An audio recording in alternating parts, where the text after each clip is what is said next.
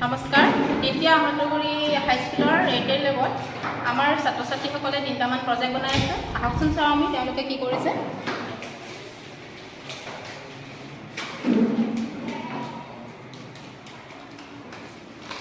আমাৰ প্ৰথম গ্ৰুপৰ ষ্টুডেণ্টসকলে ড্ৰোনখন ফিট কৰিছে ড্ৰোনখন বনাই আছে তেওঁলোকে ইয়াত ব্যৱহৃত বস্তুবিলাকৰ নাম কোৱাটো বেটাৰী আৰ্ডিনো UNO তাৰপিছত ৱায়াৰ এইটো গ্ৰুপত আছে বৈকুণ্ঠ ফুকন মুস্কান বেগম আৰু দুলুমণি শইকীয়া নেক্সট আমাৰ দ্বিতীয়টো প্ৰজেক্ট বনাই আছে ব্লুটুথৰ RC কাৰ এখন বৈকুণ্ঠ ফুকন আৰু সমীৰণ দুৱৰাৰ তেওঁলোকৰ ব্যৱহৃত বস্তুৰ যিখিনি এছ'চিয়েটছ লাগিছে তেওঁলোকে কৈ দিব কোৱা আৰ্ডিনো UNO R3 আছে তাৰপৰা ব্লুটুথ মডুল AC05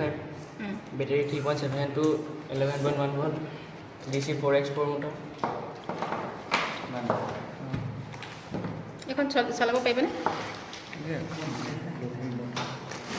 বৰ্তমানলৈকে এইখন আমাৰ সম্পূৰ্ণ হৈ উঠা নাই নেক্সট